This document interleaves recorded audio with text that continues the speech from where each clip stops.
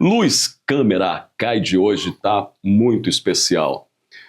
Bom, primeiro, que foi a pessoa que me trouxe aqui para a Associação Comercial, que na época eu disse assim, nossa, onde você me meteu, né? E hoje eu tenho o maior prazer, o maior carinho, né?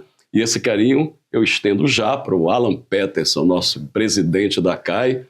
Obrigado por estar presente aqui, desse bate-papo, para a gente mostrar aqui na nossa cidade o que nós fazemos e, enfim, todas as ações. Você pode nos ajudar bastante e também fazer entender ao nosso público o que é a associação comercial e o que cada um de nós deve fazer. Maravilha, Zé. Quem agradece sou eu, né? A felicidade aí de dizer a todos de ter você aí como nosso presidente, né? Na época daquele processo eletivo, que a gente estava buscando um substituto, eu não tinha intenção de vir para a reeleição, porque tinha acabado de ser pai, João Pedro tinha chegado, e a gente precisa de alguém com espírito, né? Coletivista, que queira fazer.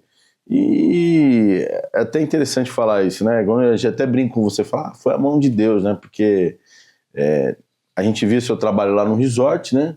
E você é uma pessoa sempre muito dedicada, que gosta de se envolver com os problemas da comunidade, e foi ideal. Aquilo ali me veio à mente, né? Alguém soprou aqui no meu ouvido, falei, rapaz, ali, ó, acho que aqui é o caminho certo.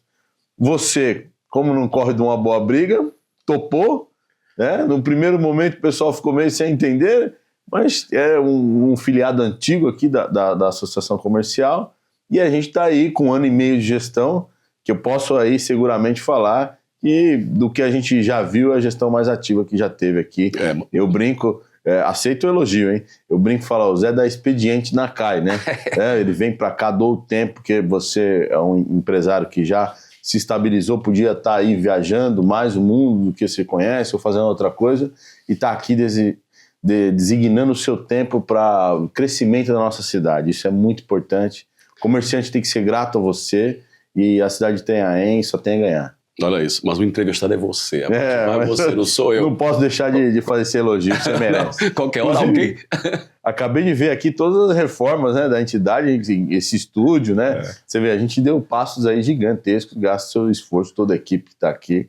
Parabéns mesmo, é importante registrar esse parabéns. Não, mas legal, mas isso aí você também, né? Eu tô continuando um trabalho que vamos falar daqui a pouco, né? Que tem uma coisa muito importante da cidade, que você começou, né? E o Roberto, que nós entrevistamos, né, há pouco tempo agora, então, e outros mais, né, desde do primeiro, né, até agora, cada um fez um pedaço, e isso é nosso legado, né, digamos assim, né. Legado é uma coisa para o futuro, né. Eu também não gostava de falar legado, parecia que era uma coisa que eu tava achando, assim, que que eu tô plantando para apresentar depois. Não. É agora, né? A vida está acontecendo agora. Eu acho que essas transformações, elas acontecem agora. Como você colocou, desde o Roberto, foi quando eu comecei a participar aqui na Associação Comercial, junto com o Wagner, o Siqueira e outros diretores que faziam parte. Todos tinham o espírito de que Itanhaém precisa prosperar, né? Sim, sim. Claro que em primeira mão, pela saúde dos negócios das pessoas que fazem parte, mas mais importante do que isso, a melhoria da população, da vida da população em geral, porque a gente precisa ter uma expansão maior de bens de consumo, as pessoas precisam ter mais acesso para conseguir ter uma vida de qualidade. E isso só vem com fluxo econômico, crescimento da economia, não tem outro caminho, né, para isso acontecer, e todo mundo vem se unindo nesse processo aí, e você está dando um show na continuidade disso aí. Não, eu ia falar de mim de novo, não é você. É verdade. Você também já passou por poucas e boas, sim, né? Sim. Você não nasceu rico, né? Não nasci também, eu também não tô rico, viu, tá, Zé? Né? Não, mas assim, bem, mas né? um rico de conhecimento e tudo. Sim. Vez, olha, pra mim já fala assim, pô, Zé, tudo que você toca vira ouro. Eu achava assim, nossa, eu não sou rico pra virar ouro. Não é o ouro, né, essa coisa do material, né, a física, esse conhecimento e essa vontade que eu sei que você tem. Você vai me contar da dificuldade, como começou, e hoje pensar também nas pessoas, de ter uma melhor equilíbrio, né, entre todos nós. Vontade de fazer. Eu vejo assim, uma das coisas em todos esses anos aí, tô jovem ainda, né? Você também, tô com 41, né? Mas uma coisa que a gente aprende que você começa a observar a sociedade, você estuda um pouco de história, e você percebe que há alguns conceitos distorcidos, né, principalmente do sucesso, né? Sim. O que é sucesso? Você progrediu financeiramente, né? Tem uma condição econômica bacana, tem negócios bons, e isso é o sucesso. É o que se vende, né? Na mídia. Mas eu acho que o sucesso não é isso. O sucesso é você estar em paz com você fazer coisas boas, você estar ali com a sua família, feliz, seja quem for que esteja ali no seu caminho, no seu dia a dia, sabe? Então, isso que a gente precisa, acho que, dar uma contribuição das pessoas enxergarem diferente, né? A gente não pode pautar a nossa vida só por uma questão econômica, né? A vida é muito mais que isso, é muito mais interessante, né? O mundo tem uma diversidade muito grande. E falando do começo de tudo, acho que é o que você quer entrar, né? Eu nasci em Campinas, né? Em Campinas, interior de São Paulo, e morava em Sumaré. Meus pais tinham lá um restaurante, um pequeno restaurante. Meu pai era metalúrgico. Na época, depois, meu pai... ele até conta, essa história é interessante. Ele fala que numa manifestação, de uma greve de metalúrgico, ele pediu lá para que a polícia não agredisse, etc. Aquilo foi filmado e foi demitido. Depois disso, a gente migrou para cá, para Itanhaém, para a praia. Eles começaram a trabalhar na praia, ter um carrinho de praia, se virar, porque foi um momento mais difícil. E progrediu na vida, né? Ele tinha sido da Força Aérea, depois passou esse momento mais difícil na praia, depois entrou na CESP, né? Que hoje é Electro, e lá ele aposentou. Minha mãe também trabalhou sempre muito, né? Vendia as joias, né? Umas coisas que ela fazia, que ela buscava aí para vender na rua mesmo, e criou os filhos muito bem. Mas muito mais do que a questão econômica sempre foi os valores, né? Sim. De fazer as coisas de uma forma correta, de buscar entregar para os filhos um caminho de felicidade mesmo, né? De honestidade. Sim. Então a gente absorveu muito bem isso daí. E com o passar dos anos, eu trabalhei em vários lugares, fui repositor na loja de R$1 que tinha aqui antigamente.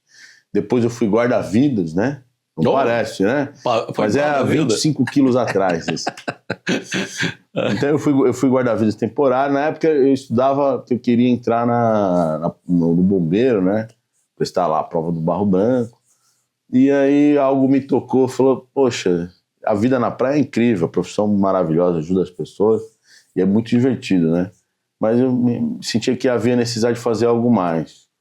E aí eu fui para ciências jurídicas e sociais, né? Na primeira vez que eu prestei o vestibular, naquela época o vestibular ainda era uma coisa mais difícil, sim, né? Hoje em dia a turma está mais laçando, né? Virou um grande negócio a universidade, que acha algo que precisa ser revisto, mas a primeira vez não tinha condição econômica de fazer. Aí no segundo ano eu passei novamente e acho que meus pais ficaram assim, vamos tentar dar um jeito, né? Aí fizemos muita conta, não dava, e consegui uma bolsa, que era a primeira vez do ProUni, logo quando saiu, né? Aí consegui a bolsa, comecei a estudar lá, tinha um pouco do FIES na época, eu também peguei, eu ia atrás de tudo que era bolsa, né? Sim. Não tinha condição econômica, aí ia fazendo. E no decorrer da universidade, tinha até uma pergunta, uma conversa que a gente teve com a Samantha, falando, isso é um fato assim que foi marcante. Falando, não, foi interessante que teve um episódio, como eu estudava, meus pais sempre incentivaram muito essa questão de frisar o estudo, então eu ia de manhã lá para a faculdade, e a maioria dos dias eu ficava o dia inteiro na biblioteca e com grupos de estudo, e a minha aula era à noite só, né? Tinha esse privilégio de poder estudar. E a gente montou um grupo com um professor que era diretor da faculdade, juiz aposentado, de estudos de filosofia jurídica e sociologia jurídica.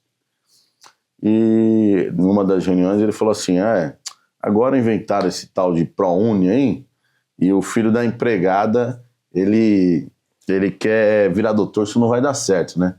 Aí, o preconceito. Aí eu aqui, eu falei, acho que ninguém é bolsista aqui, só eu, né?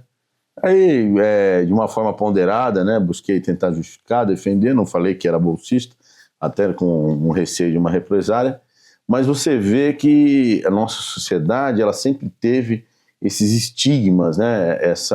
Esse preconceito aí tolo, né? Que não constrói, muito, porque quando a gente fala de meritocracia, né?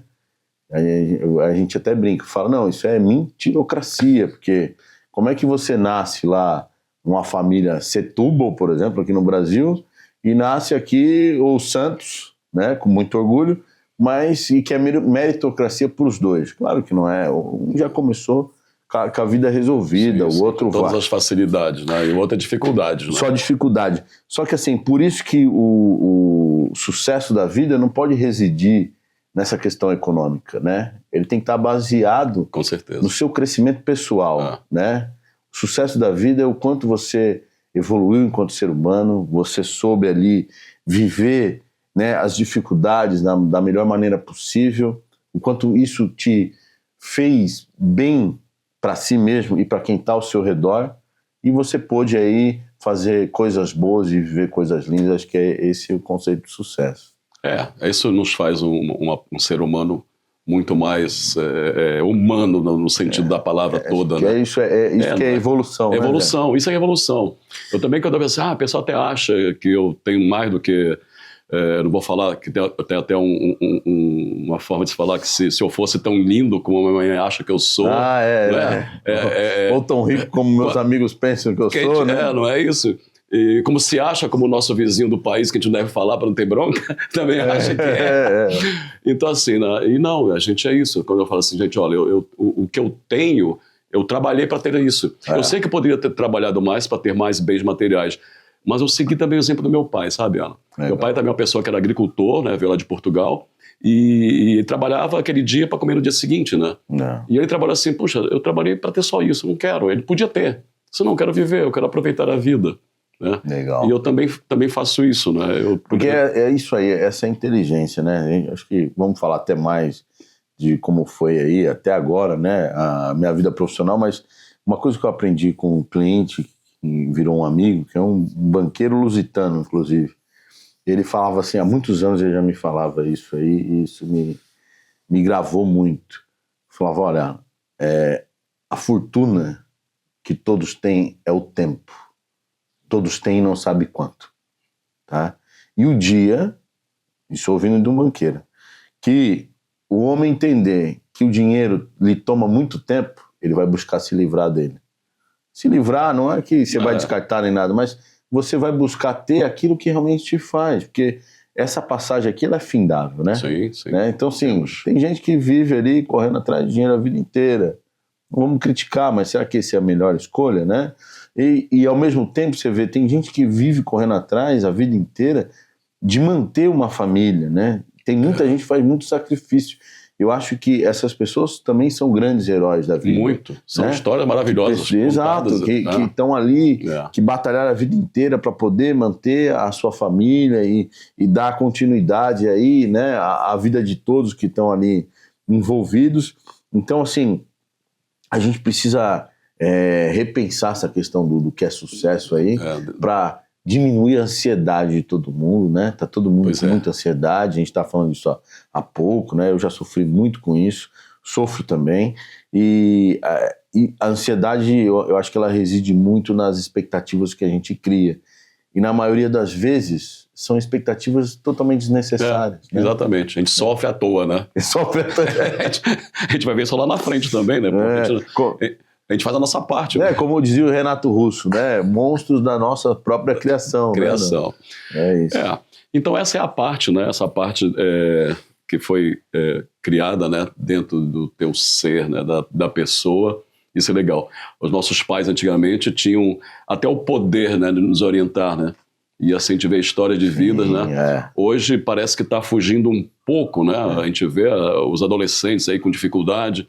Nós temos, assim, muitas necessidades de trabalho e a gente não consegue formar essas pessoas. Eu acho que até uma das ideias é a gente começar a botar pessoas com mais idade, como a gente vê nos Estados Unidos, né? Para que possam lá trabalhar. ele trabalha também muito com mais idade, porque é um problema previdenciário que às vezes não tem lá o seguro-previdência, faltou para a pessoa, vai. Mas eu acho que isso que você está colocando é muito importante, porque a rede social, né, que conecta as pessoas no seu subjetivo ali, ela tem um papel primordial comercial. Sim. Ali está mais de 90% para vender. Todo mundo vende alguma coisa. Está vendendo lá. E vende conceitos de vida, né? Sim. E quando você se depara com esse excesso de informação para consumo, para uma sociedade que não teve uma base educacional, que não foi desenvolvido o pensamento, né? Exato. Não aproveitou o seu melhor momento de cognição, não tem um estudo filosófico, de sociologia, de história, para entender a história da humanidade, como se formou o pensamento, né? Você gosta de citar muito Fernando Pessoa, né? Sim. Que é incrível, mas aí hoje você chegar no adolescente e fala, olha, não precisa nem pedir um poema do Fernando Pessoa, mas se perguntar quem é, ele nem vai saber. Não sabe, E o que ele perde com isso? Não é uma repressão cultural, não. Ele perde porque essa pessoa, Fernando Pessoa, como exemplo, agregou muita coisa positiva. E você ler e refletir sobre aquilo vai enriquecer você enquanto ser humano. Exatamente. Tá? E hoje as ofertas culturais são de prazer imediato, Isso. né? E o prazer imediato, ele não acontece do nada, né? Além de ser imediato, de ser efêmero no próprio conceito, ele não te dá continuidade a nada, ele não te agrega, né, em nada que vai te fazer bem de uma forma mais extensa. Então eu vejo mesmo com grande preocupação dessa venda do consumo, a ilusão que os jovens compram de que, olha, apareceu um líder dos dias de hoje, eu tenho um carro incrível, um monte de corrente de ouro, uma etiqueta que vale um absurdo, e você acredita no seu sonho que você também vai chegar lá. Poxa, gente, isso é mentira. É mentira. Né? Primeiro, vamos pensar o que é sonho e o que é importante. Será que é tão importante na sua vida essa roupa ter uma etiqueta ou um desenho? Aquilo vale tantas horas de vida, né, sua? Porque você também tem que ver onde você está inserido. Eu não nasci num cenário que a família é rica, ou então eu não nasci com um dom ou uma tendência para ser um artista ou alguma coisa do gênero. Eu vou colocar esse sonho na minha cabeça e vai fazer mal. Então acho que estão fazendo muito mal para a juventude, vendendo um sonho que não faz parte deles.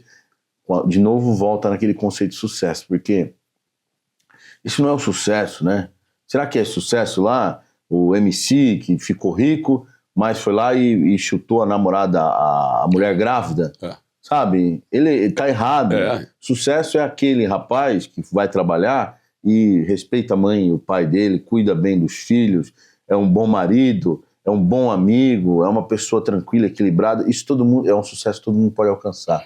Então acho que é isso que a gente precisa estar revendo e dar um direcionamento diferente, porque se a gente não mudar um dia essa geração que está com esses conceitos distorcidos, vai ter que assumir os papéis de responsabilidade da sociedade. Sem base. E sem base nenhuma não vai ser bom. Não vai ser bom, né? Não está se plantando um futuro, né? Exatamente. Os próprios filhos deles, né? Isso aí. Isso é bem difícil. Agora, a nossa economia, né? Você é um advogado, você é empresário, tem vários segmentos. Vários pequenos negócios. Pequenos negócios. Né? A vida é feita de pequenos negócios e é pequeno que se começa. É isso aí. Né? A gente, quando semeia uma coisinha lá, ela fica, como é que aquilo ali vai... Como é que aquela semente vai se tornar um IP, né? Enfim. Alan, nós tivemos recentemente aí um encontro que você começou na sua gestão, que foi trazer aqui o LEAD, né? Que é a liderança empresarial,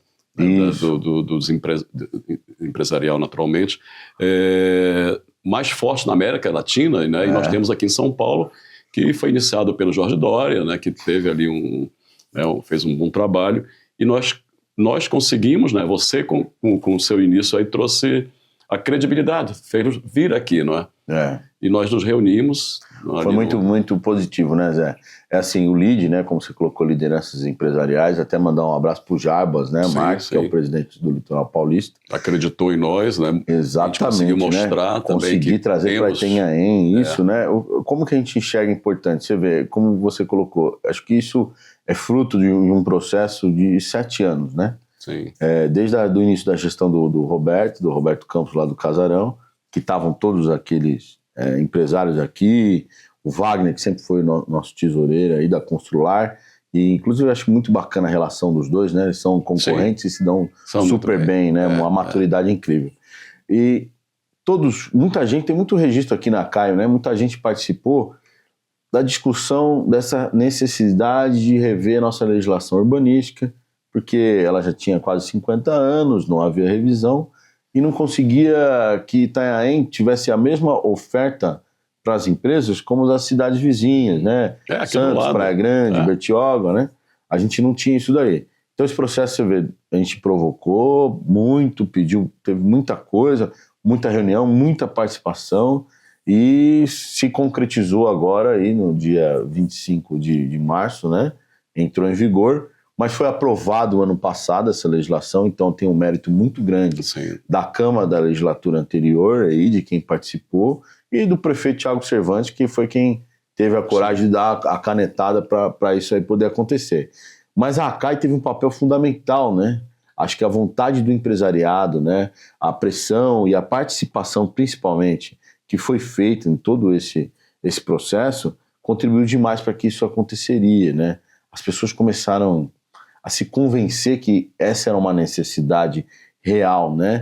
E você, eu acho que é a pessoa que é uma das pessoas que mais tem gabarito para afirmar isso, que você é síndico acho que do maior, né, empreendimento a número de habitações aqui na cidade, e você mesmo nos diz aí que 50% acho que as pessoas não moram aqui. Não moram, Então são pagadores que não usam né, o serviço público.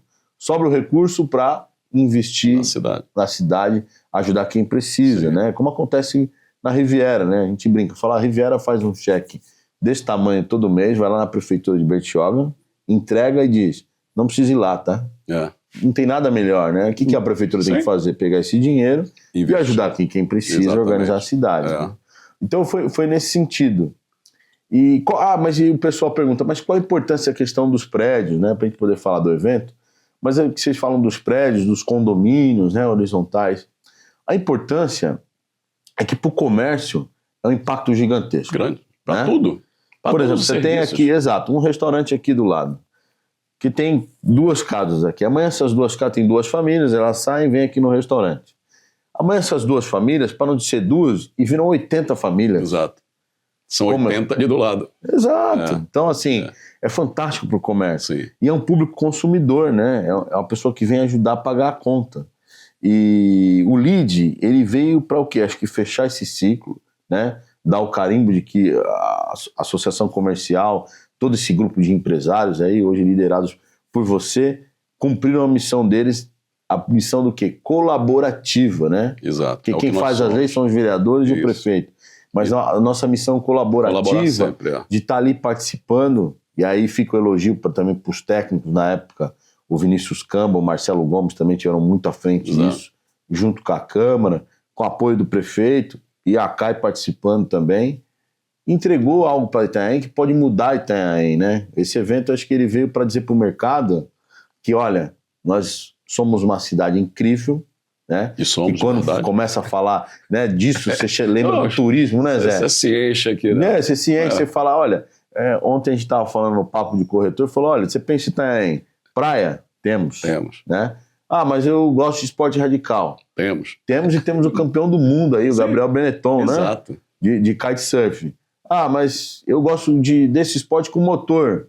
Então você tem o paraglider, o pessoal vem pra cá. Paramotor ali. Eu gosto de mergulhar. Legal. Tem a maior bancada de coral aí na América Latina. Aquele navio afundado lá é lindo, você consegue enxergá-lo até. É incrível, no dia né? de sol, lindo, lindo. Você vê lá a Ilha das Cobras também, que é pra quem gosta de um turismo assim, mais enigmático, né? Não? Você tem isso, essa parte náutica. Aí você vai pros rios. Navegáveis. 180 quilômetros. Quem tem isso? Nós temos também. Cachoeiras, a parte do campo, né? Quem gosta do campo vai lá para as cachoeiras, tudo. Que é uma coisa linda. E não para, né? Tem a parte... Observação de pássaros. Isso, nós temos exatamente, tudo. né? Flora, fauna. Trilhas, para quem quer fazer. Off-road, que nós fizemos há pouco tempo, entendeu? E aí você começa, aí no dia do evento, até um empresário falou assim, olha, mas eu tô vendo tanta coisa... Isso tudo é aqui mesmo? Eu falei, não, isso aqui é aqui mesmo. Mas do lado de São Paulo, eu falei, e como que ninguém veio para cá ainda? Você está vindo agora, você está com uma oportunidade, né? Ficamos 50 anos aí trancado, agora abriu, E eu acredito que esse seja o momento, tomara, mas quando descobrindo de fato e tem a EN e falado assim, não, mas espera aí, as pessoas trabalham no dia a dia muito para poder ter um momento de lazer. Se ela vê que ele tem ali essa diversidade de lazer do lado da casa dela, porque São Paulo está perto, né? Sim. Grande São Paulo, né? Eu acho que a gente tem tudo para ser uma cidade que vai bombar e dar muito certo em muitos segmentos. Temos sim. Algumas pessoas até falam, alguns setores não foram convidados. A gente tem que deixar bem claro que mostramos a cidade para quem interessa de fato vir de fora. Que os nossos já estão fazendo de alguma forma. Vai ter um outro momento que a gente vai fazer também para agregar nossas pessoas. Exato, acho que esse descontentamento de uma pessoa ou outra, acho que comprova o sucesso do evento. Mas, como você colocou, vamos pontuar. O LEED fez esse evento, né, com apoio da prefeitura, com apoio da CAI, porque voltado para construtores e incorporadores de prédios de loteamentos. Sim. Esse era o público-foco, né? Esses eram os convidados. Tanto que a gente teve, né, construtores nossos aqui, como a Frison teve lá, na pessoa do Rogério, mandar um abraço para ele, que eu acho que é um dos empresários que a CAI devia até homenagear, que é uma pessoa que acredita na cidade, vem investindo muito, né, na cidade aí. Então, teve lá a Frison, e tiveram inúmeras empresas aí, de Santos, de Praia Grande, do ABC, de São Paulo, fundos de investimentos, vieram para cá. Esse era o público-foco. O outro público que estava lá eram os patrocinadores, né? E tinha uma limitação. E eu acho que foi um sucesso, foi muito bom. E o evento segmentado, ele é importante porque você mantém uma pauta de assunto direcionada, né? Porque se você faz ali, vamos aqui agora discutir prédio, mas vamos discutir também a construção de condomínios menores. São assuntos, é o mesmo segmento. Sim. Mas muda muito. Seria a mesma coisa muito prolongado, né? Exato. Aí vamos trazer o varejo também de material de construção. Aí é uma outra, né? Aí um assunto, embora eles se encontrem, né? Mas um assunto fica um pouco distante do outro quando você tem um tempo curto, e aí você vai estender e vai perder a atenção. Então vai ter um próximo evento, a prefeitura tem vontade de fazer, eu acredito que a gente tem que cooperar com isso aí, né? Eu acho que nesse evento dá para ser algo mais abrangente para tratar já uma construção local, não só essa que a gente quer trazer, mas impulsionar quem já está aqui, que eu acho que é fundamental, importante, né? Mas veja, quando virem de fato, e virão com certeza, aquele vídeo que a prefeitura colocou especialmente para o evento, maravilhoso. Nossa, você olha lá em cima, você, caramba, temos as ruas planejadas, não é? Não, a gente só tem que dar uma arrumada.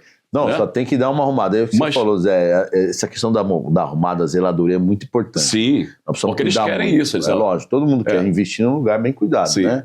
E a gente precisa melhorar a zeladoria da cidade. E a gente sabe da falta de recurso, então você tem que trazer o recurso para poder investir, né? Exato. Nessa parte. É que uma coisa puxa a outra. Se a gente começar os grandes, porque eles têm recursos, eles têm experiências. Então, vamos para lá, mas se vocês vão arrumar, claro que vão. Fala assim, a Sabesp não tem condições de que eles venham todos, mas ela vai se adequar. Ela está se adequando agora, não é? Ficou muito boa a subida da ponte na Tia Helena ali, né? Eu passei agora. Você viu? Ficou incrível. Durante a obra era um caos, mas vai ser faz sempre. parte. O centro tá bagunçado aí, mas assim, é necessário. Tem que ter as mudanças. Sabe, as obras, a gente vê cidades grandes pelo mundo estão sempre em obras. Isso. Você viaja para cidades, capitais aí do mundo inteiro, está sempre em obras, porque cresce. São Paulo é um exemplo. São Paulo é lindíssimo. Né? E os olhos de quem vê as nossas lindas cidades... Também, mas tudo bem. A quem não gosta. Sim. Rio de Janeiro está como uma das 100 cidades mais lindas do mundo. A geografia é maravilhosa. E a cidade é maravilhosa. É incrível. Não é? Nós temos, assim, vários lugares ali do Brasil maravilhosos que a gente, como brasileiro, não vê. Eu morei, né, em Petrópolis, no Rio de Janeiro, por um tempo. Foi lá que eu tive meus filhos, me casei e tudo. E, assim, o carioca não vai ao Pão de Açúcar, não vai ao Cristo Redentor. Aí tá ali qualquer eu vou e não vai nunca. Você vê? Então, nós aqui também... quantos de nós? Assim, não tem recurso, tem uma lancha? Tem várias lanchas aí que não é tão caro para conhecer a ilha. Você vai no Mauricinho lá, ele atravessa de graça. O Mauricinho vai lá buscar o barco dele, volta. Quem já fez isso? Conhecemos isso? Tem que aproveitar. Tem que aproveitar. o que o pessoal fala, a gente vive de férias aqui, né? Exatamente, né? Exatamente. Assim, e nós temos, naturalmente, alguns setores que, não, vai trazer, vai ficar prédio, vai tirar como é? A sombra, vai fazer sombra na praia, tirar o sol e tal. A legislação previu isso também, de minimizar esse impacto do sombreamento, né? Isso acontece mais no período do inverno, né? Que há uma posição geográfica aqui da nossa cidade, você tem uma projeção maior do sol no período da tarde. Mas no verão, esses edifícios, inclusive, que a gente mora ali, acaba projetando sombra lá por volta das 17 horas, então já não inviabiliza. No inverno ninguém vai pra praia, agora, né? por exemplo, tem ninguém, né? Menos eu, porque eu fui no outro dia assim, nossa, tá chovendo, tá frio. Eu fui andar na praia, assim, já frio. Vai a Portugal. Você já assim, pisou no mar de Português? É gelado demais. Água de geladeira. E eu me enfiei no mar, eu era o único na praia, assim. E eu tava vindo pra cá pensando nisso, né? Você vê, hoje tá vazio aqui por causa do tempo. E a gente precisa pensar numa alternativa pro nosso comércio para essas épocas, né? Eu falei, poxa, o que a gente pode fazer, né? Eu falei, fogueira não dá pra fazer, senão vão matar a gente. Aí os ambientalistas vão cortar a nossa cabeça. Mas não é sustentável, né? Mas o que eu venho pensando, de repente fazer algum contato de comércio exterior, trazer uma empresa de aquecedores chineses barato, alguma coisa que chame a atenção para o turista de fora, que você pode aproveitar o inverno aqui também em Itanhaém. A gente precisa pensar em algo... Centro de convenções também, hotéis. Exato. A gente precisa encontrar uma forma de um conceito de que, poxa, inverno em Itanhaém também é legal. Também é legal, exato. Acho que esse é o caminho. Porque a gente montar estabelecimento de frente para o mar, nós mesmo aqui na Caia, eu trabalho todo dia olhando para o mar, né? Quando eu falo para meus nossos parceiros, eu disse, onde eu estou? Não acredito. É privilegiado, né? Privilegiado. Então, nós temos tudo, né? O prefeito vizinho, que é da cidade que mais cresce, ali Praia Grande, Mourão, tem inveja de nós, a nossa cultura, verdade, nossa. Você trouxe ele aqui aquela vez, eu lembro uma coisa que ele falou aqui, ele falou, olha, a Praia Grande fedia, né? Lembra que ele falou isso aqui? Falado. Poxa, ele falou, porque a cada 50 metros tinha uma saída de esgoto, e eles foram cuidando. Muito esgoto da Praia Grande foi feito com recurso próprio, e recurso proveniente de onde? Do desenvolvimento da construção civil e do comércio em geral, porque quando a pessoa vem habitar a unidade imobiliária, ela sai para consumir, então isso é positivo demais. Sim. Eu fui agora na reinauguração do prédio, né? E estavam aqueles senhores mais velhos, e o presidente, aliás, o Mourão foi presidente da associação. Foi também? Foi, falou, né? E aí ele foi muito divertido, né? Ele falou assim: olha, tá aqui uma plaquinha que é 3 minutos cada um, tá meia hora falando. Mas uma história tão bacana, que assim, o presidente saía com o livrinho de ouro, né? Pedido dos comerciantes uma contribuição. Assim, lá vem o seu fulano de tal, o cara vai fugir. Mas foi assim que Praia Grande cresceu, sabe? Legal. Com a união de todos, né? A própria essa estrada que passa lá, como é que chama? A principal rodovia de Praia Grande. Eu não sei qual a denominação que ela tem, porque ela vem ali como o Padre Manuel da Nóbrega, né? Ela pega um trecho da Praia Grande, mas quando Expressa Sul. Isso. Expresso Sul, uma coisa assim. Foi recursos próprios. Eles pegaram do Estado aquilo, refizeram e depois devolveram. Exato. Agora imagina quanto que eles não gastaram ali. Mas o Mourão falou que tinha uma areia, não sei aonde, uma areia... Podemos ajudar também. Uma areia, tinha não sei o que, eles foram fazendo... Parece que a prefeitura entrou com asfalto e algumas outras coisas mais, né? Você vê que até os elevados deles, tem uns mais baixinhos que é para as pessoas e carros, outro para os ônibus. Não, muito bem planejado. Foi muito bem planejado, né? E hoje, imagina, nós sem aquilo ali para acessar a Santos. Eu acho que eles estão de parabéns, né? A Praia Grande está de parabéns, e mostrou que como faz e fez, né? Eu acho que a gente começa esse processo agora aqui, acho que você sentiu, né? Foi um evento forte, que foi um evento para divulgar uma coisa pronta, ele não vem com uma promessa, não. Ele disse, que está feita a lição de casa, quero mostrar a lição de casa aqui feita para o mercado imobiliário e desenvolver. E eu acho que um momento importante que a gente está vivendo é que quem está ali hoje, ali na prefeitura, tem muita dificuldade, mas a maioria das pessoas estão com vontade de fazer, né? Eu vejo ali o Zé Renato super empenhado, o Thiago com as dificuldades dele, mas vai ali, enfrenta, foi muito bem, falou muito bem no evento, o pessoal ficou impressionado, você viu o Eliseu, o secretariado inteiro ali, né? Sim. Pierre é um cara sensacional também, sempre está ali à disposição. E essas pessoas estão com diálogo, né? Acho que você nunca teve nenhum problema de buscar um atendimento e não ser atendido. Só que o esforço ele não pode parar, né? Exato. Né? A cobrança, tem que ter a maturidade, que é uma cobrança constante. A iniciativa privada tem que fazer o papel dela também. Sim. Né? A gente tem que buscar contribuir, como esse papel que você faz aqui, junto com a Patrícia, o pessoal, de estar ali em cima e fiscalizar de uma maneira colaborativo, sempre falando. Colaborativo, isso, mas com uma inteligência de fazer a coisa acontecer. Como eu estava conversando ali, quando você estava me mostrando aqui a sede. Esse espírito que a gente tem, que você tem muito, que é o fazedor, né? Aquela pessoa que realiza, o realizador, né? A gente precisa disso. Precisa debater ideias, né? Precisa construir, mas mais do que isso, precisa pôr em prática. Porque às vezes você põe em prática e fala, poxa, não foi esse o melhor caminho. Vamos mudar aqui, apara essa aresta, corrige essa direção e continua, né? Mas esse espírito de realização é o que fez a Prega ser o que ela é, e que eu acho que a gente está aqui, né, na história do caminho certo, para daqui 10 anos sentar aqui de novo ou em outro lugar e falar, não, Zé, olha, positivo, foi legal, né?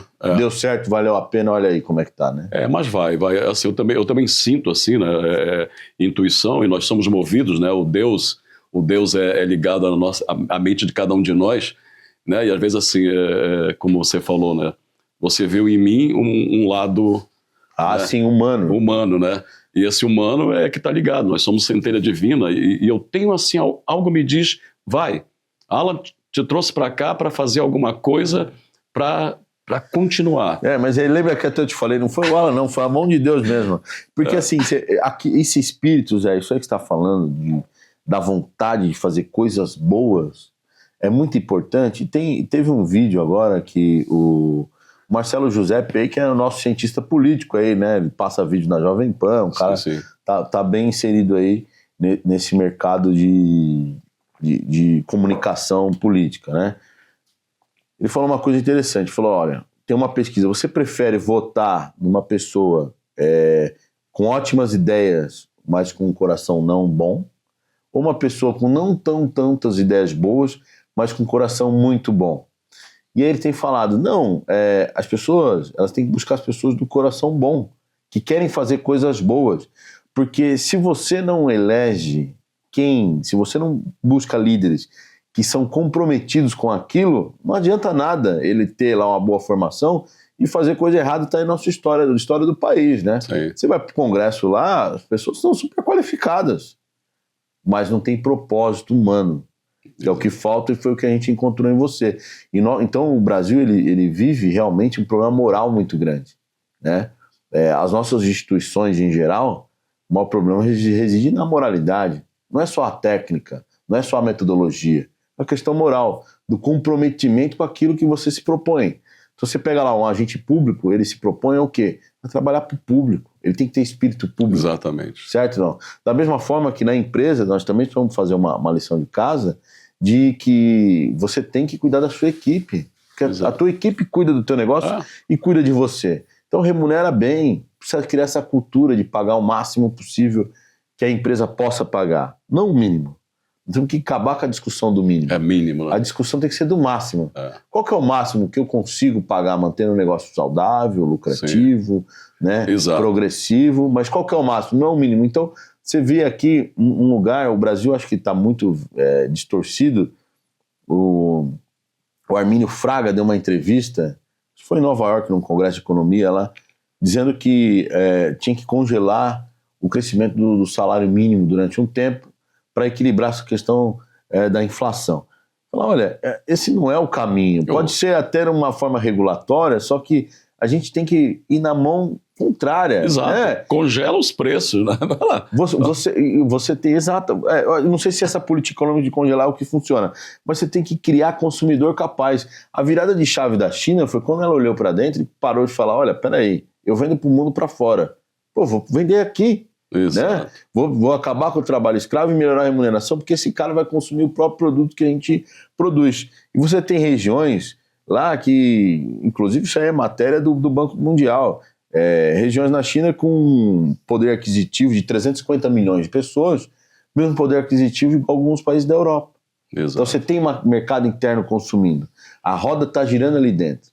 Então a gente tem que parar com essa mentalidade do mínimo, buscar o máximo, melhorar a vida das pessoas Porque não só por uma razão humana e social, mas econômica também. Exato. Certo? Não. Se a pessoa tiver capacidade de consumo, ela vai poder ali movimentar a própria economia. Eu acho que é isso que precisa virar. É uma experiência assim, eu tive também, eu tive uma indústria de roupa quando eu morava em Petrópolis, e eu disse assim, eu fazia eram mil lojistas ali concorrendo, não é concorrendo, e a gente do Brasil inteiro comprar, mas eu tinha os melhores tecidos, né, Cotton Lycra, da Rossetti, Santa Constância, eram os melhores, era o padrão, né, e eu tinha que ter um preço bom.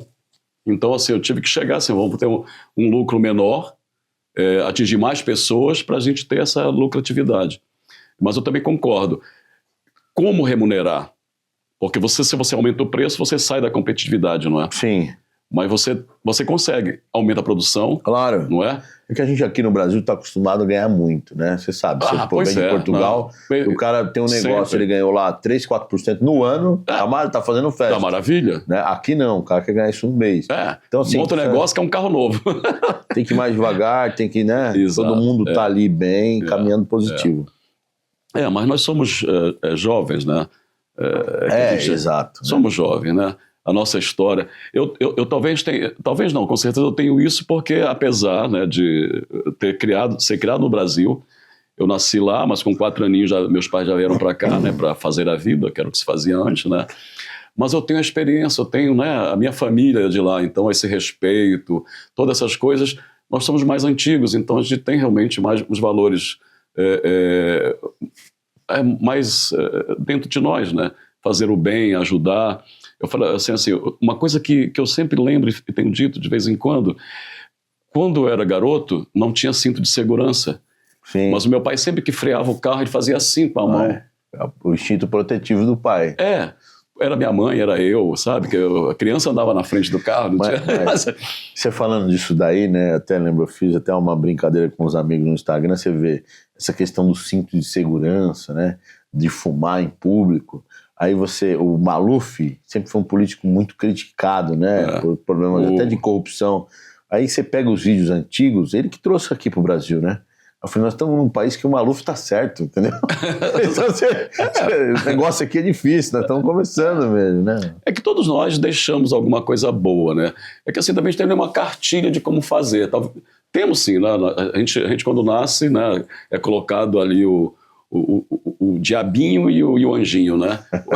O negativo e o positivo. Pra onde você vai, né? Pra onde você vai. Aí tem o livre-arbítrio de escolher, né? Mas tem muitas pessoas que mesmo que o próprio Maluf, imagina, quando ele fez ali a Imigrante, né? Sim. Foi dele, né? A ideia é isso, né?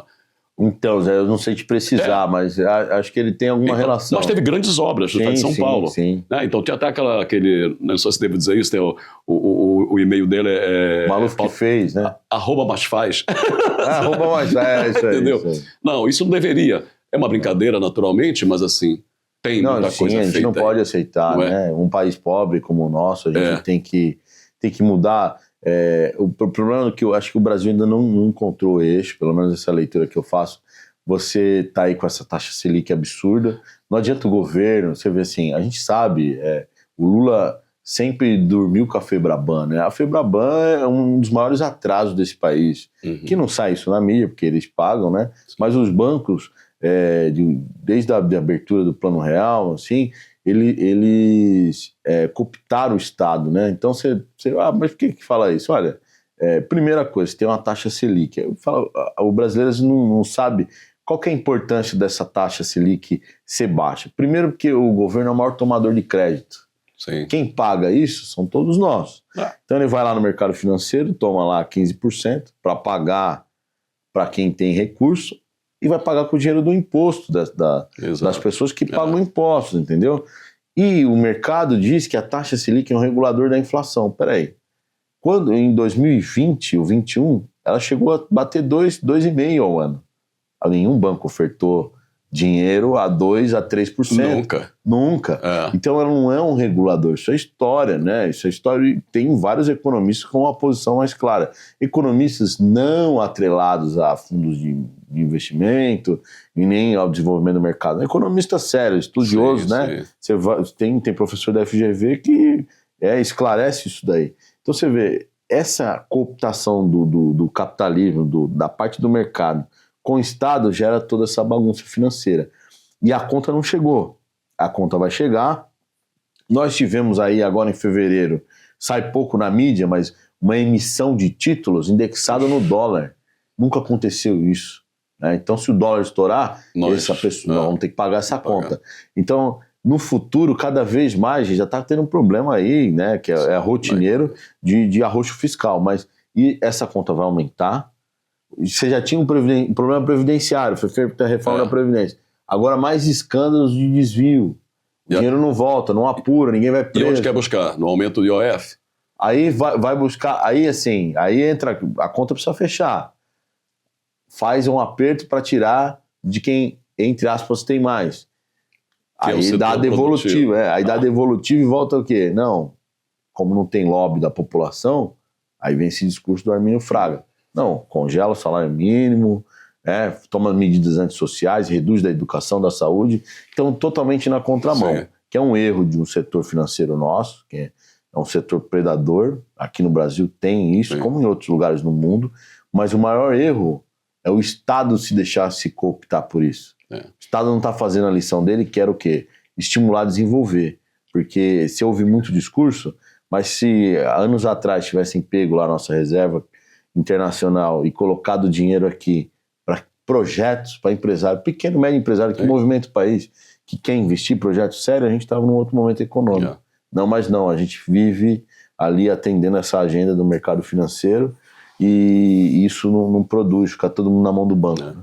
Me lembra uma altura que eu ouvi Margaret Thatcher dizendo assim, olha, é errado um país onde você precisa de dinheiro, vai buscar do empresário.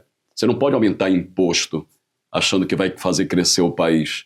Não, é? Não, pelo contrário, você tem que estimular para que aquilo volte para a pessoa, né? Exato. Porque, assim, aumentar o imposto para melhorar o país funcionaria se a máquina estatal fosse uma máquina séria, enxuta e objetiva. Sim. Não é o caso. Então, quando menos você onerar e deixar que as relações interpessoais elas evoluam, aí você melhora a vida das pessoas ali, né?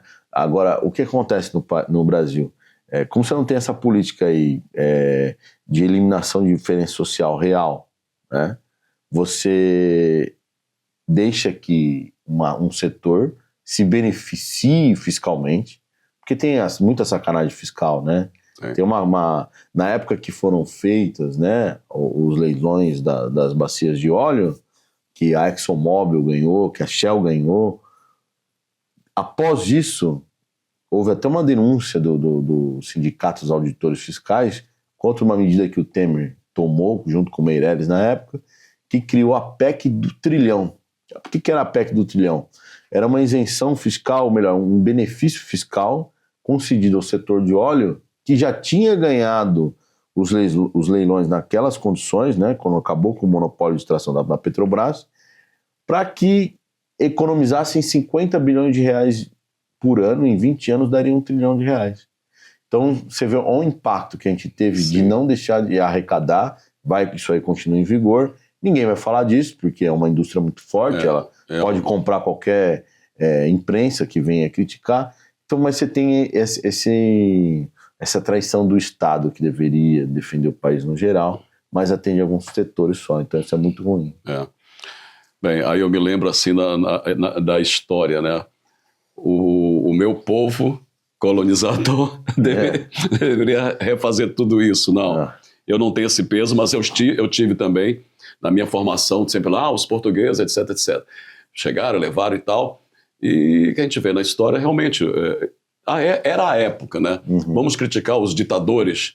Claro, fizeram um monte de coisa errada, não, tá errado. Para a época que eles fizeram. Mas na época deles, as construções eram feitas e sobrava dinheiro, era devolvido ao Estado. Eu tenho uma ponte lá que chamava Salazar, né, que na época era o ditador. Eles fizeram a ponte, foi menos tempo e devolveram dinheiro. É porque quando roubava o dinheiro do Estado naquela época, eles cortavam as cabeças, não era isso? Não, aí já é outro assunto, aí já vai entrar. Hoje assim, não tem mais não isso. Tem, claro, tem tanta coisa, né? A gente não tinha a liberdade, né? Não tinha né, tantos direitos que o ser humano deve ter. Não, sim, não é? evoluímos, a gente vem evoluindo, é gradual, né, Zé? É gradual. É uma contribuição constante, eu acho que ela não para, mas que ela precisa dessa provocação, né? Sim. Porque a gente está muito distante ainda de uma sociedade saudável, né? Sim, mas assim, não foi o pior colonizador. Houveram outros piores aí que dizimavam a cultura e tudo, né? Tá. Mas nós estamos atrelados aos ingleses, né? Então a gente volta ali, né? Os reis de Portugal e Inglaterra estavam juntos. A Revolução Industrial foi feita pelo Brasil, pelo ouro que foi levado. E Minas Gerais ali tinha ouro abundante. Né? Você fala desse processo de colonização, né? Tem um livro do Boris Fausto, que é a História do Brasil, e ele faz uma abordagem interessante, que ele busca esclarecer os motivos, né, que levaram a Portugal colonizar, né, entrar nessa empreitada de navegação e chegar até o Brasil. E aí você vê que são vários fatores, né? É uma parte da sociedade portuguesa que ia expandir, tinha vontade de buscar novos negócios. As tecnologias de navegabilidade foram evoluindo, né? Exato. Vieram as caravelas, né? Que eram inovações de navegação à época, né? Desenvolvimento da indústria náutica da época.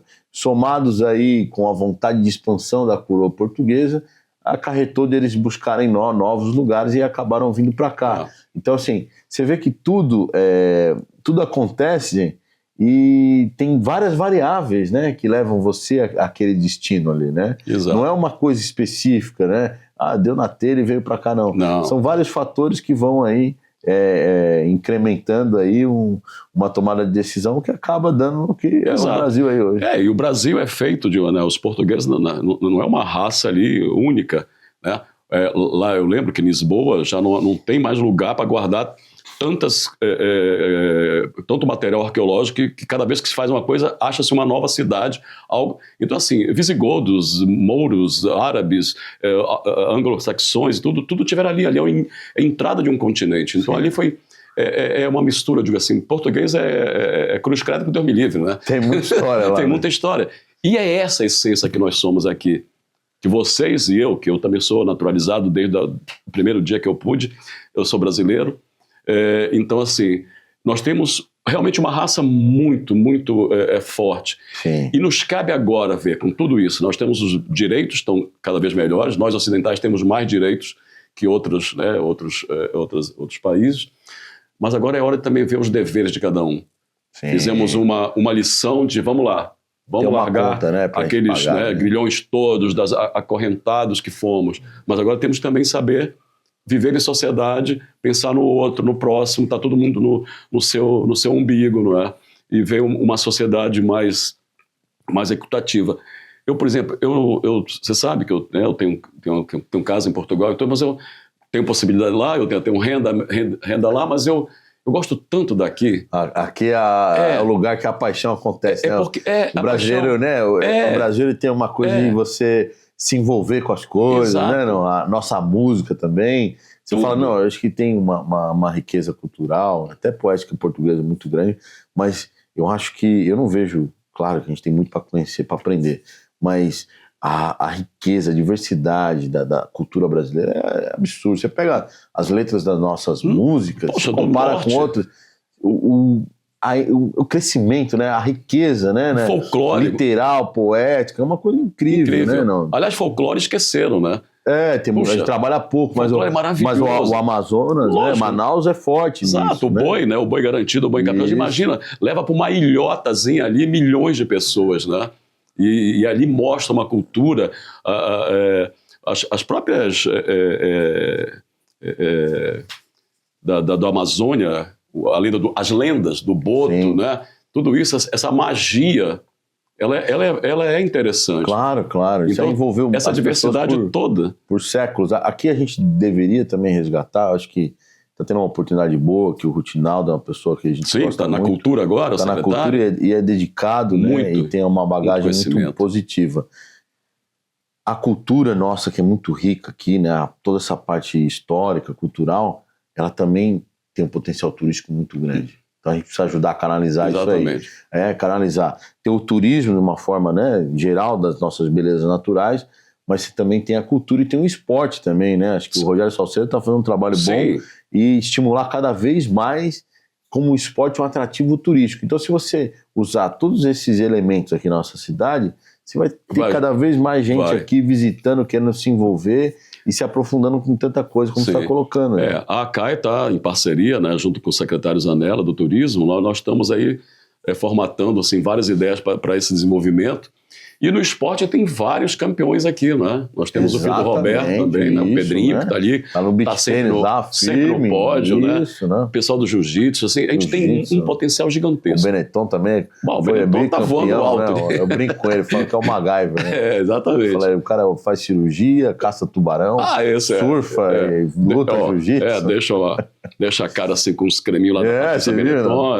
Já vamos lá dar uma... Vamos lá. Aliás, os homens têm mania, ó. Um negocinho aqui do lado, cara, é fácil, não dói, é legal e a autoestima fica legal também. Viu? Isso aí. Então a gente tem que procurar. Meu amigo, que bate-papo legal. A gente vai ficar aqui horas conversando. Não para, né? Ideias boas. Você tem muito para ensinar. Não, para aprender. Que isso. Todo, as ideias convergem, né? Eu quero agradecer mais uma vez assim, você ter me dado essa oportunidade de pegar toda aquela bagagem que eu adquiri ao longo da minha vida e tá também distribuindo isso. Quem agradece somos nós, a cidade. Imagina. Te agradece aí pelo seu empenho, dedicação. Você sabe que eu sou insatisfeito, eu sou ansioso. Diminui a ansiedade e continua fazendo. Fazendo. Não consigo, cada dentro de mim, mas assim, a gente chega lá e eu tenho realmente buscado a experiência e o apoio de todos vocês. Fico super feliz, de verdade. Conte conosco. A gente está aí no primeiro mandato. Vamos lá, futuro a Deus pertence. Eleição, né? Somos só assinar, hein? Não, tá bom, vai lá. Mas assim, o pessoal já está achando assim, nossa, tá legal pra caramba, mas tem que terminar, tem tempo, né? O que você diria para esse jovem ali, no teu recado de otimismo? Vou pegar, então, nesse ponto que você falou, né? Primeiro, vamos tratar da nossa ansiedade, né? Eu acho que a coisa mais importante, talvez o que eu gostaria de ouvir lá atrás, e hoje me parece muito claro, é a gente distinguir do que é necessário dos nossos desejos. O que é necessário e o que é desejo, né? Necessário é eu me abrigar, me alimentar e me vestir por uma questão social, né? E ter saúde, né? Buscar a nossa saúde, principalmente a mental, né? Que eu acho que é um grande mal que a gente está vivendo hoje. Quando você parte daí, você elege os seus desejos, tenha na sua cabeça que os seus desejos, as suas pretensões, elas vão mudando, tá? Por isso que você tem que ser leve, tranquilo, porque hoje você pensa uma coisa, a vida te mostra outra coisa, aí você começa, né? Não se cobre demais, não deixe de fazer, mas também não se torture, né? Por algo que você deseja e você ainda não alcançou. Vai chegar a sua hora, ou a hora de você ter aquilo, ou a hora de você entender que aquilo não era necessário. Então, se eu pudesse dar um recado breve, seria esse. Olha, vá com cautela, vá com vontade, vá com vontade de realizar, de viver, né? O maior presente que você tem hoje é a vida é agora, é o teu hoje, é o que você tem na mão, aproveita isso. A sua fortuna é o tempo, aproveita ele. E dentro desse cenário, vai conduzindo aí os seus anseios de uma forma inteligente, estude, tá? Estude não é para ter diploma, mas é para ter conhecimento. Isso, né? Para aprender como a vida é. Observe as pessoas. Uma coisa que foi muito bom para mim também foi ter relações profissionais com pessoas mais experientes e aprender com o erro que o outro te conta. Isso é muito bom. Respeita. Sabe aquela historinha? Respeita o mais velho?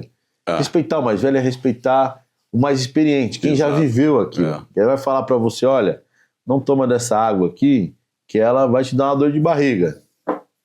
Poxa, então não vou tomar. O cara que eu confio e tal, ele tomou, né? Vamos tomar da outra água. Então, aprenda, né, a observar e construir, trazer isso para sua vida. Isso vai te dar paz, vai te dar felicidade e vai te dar o sucesso, né? Que o sucesso é você ser um ser humano mais completo, mais bem consigo mesmo, mais feliz, levando energia boa onde você vai e desfrutando da vida, que vai acabar um dia, mas que pode ser um processo muito saboroso. Acho que é isso. Bom, tá vendo? Então aprenda com quem sabe. Não, só uma ideia. Não, sabe pra caramba e é isso aí. E nosso bate-papo é isso, é trazer histórias de vida para você. Cada pessoa que vem aqui nos ensina, nos mostra a sua vida e, como ele disse, né, ouça porque ele já viveu, então você consegue. Se você acredita nisso, você vai ter mais tempo para aprender outras coisas, é somar. E o saber não ocupa lugar, já diziam os nossos avós, né? Então aprenda, faça, sonhe também, mas não deixe de trabalhar. O sonho é apenas um sonho, mas o sonho também se realiza se você trabalhar para realizá-lo. Exatamente, é isso. Presidente, então, que bom. Muito obrigado. Eu gostei muito mesmo. Estamos juntos. Firme. Gente, é isso. Até a próxima quinta com mais uma história de vida aqui para você.